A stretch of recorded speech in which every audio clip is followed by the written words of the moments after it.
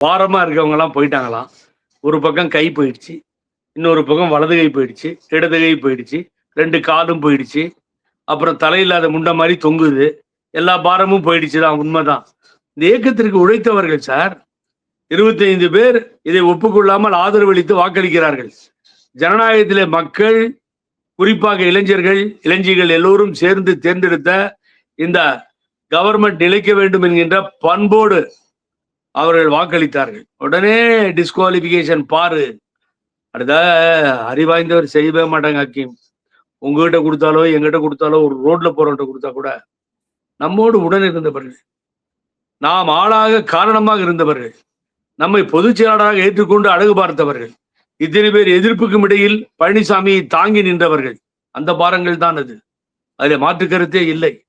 ஆகவே அப்படிப்பட்ட பாரங்கள், அந்த ஒரு பாரம் அதிலே சி.வி. சண்முகம் என்கின்ற பாரம் சொல்லுகிறது, எனது குழந்தை மேல் சத்தியம் இடுகிறேன், திமுகவோடு சேர்ந்து ஆட்சி அமைக்க இவர் துணை போகிவிட்டார், இனிமேல் இவரோடு பயணம் செய்ய முடியாது என்று ஒரு பாரம் சொல்கிறது.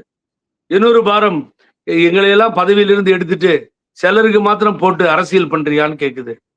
கட்சிக்காரர்களை, மாவட்ட செயலாளர்களை எடுத்தீர்கள் வேக வேகமா, செய்யலாமா? என்ன இப்போ உனக்கு அர்ஜென்ட், எடுக்க வேண்டிய அர்ஜென்ட்? இன்னொருத்தரை போட்டாச்சு.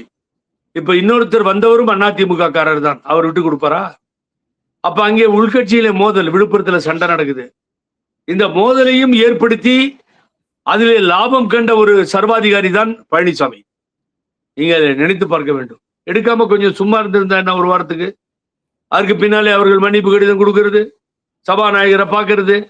அவர்கள் திருநெல்வேலி அல்வாவை பழனிசாமிக்கு கொடுத்து விட்டார்கள். எப்படின்னு கேட்டீங்கன்னா ரொம்ப காமெடியா இருக்கும். ஓஹோ, நீ இப்படி வரியா?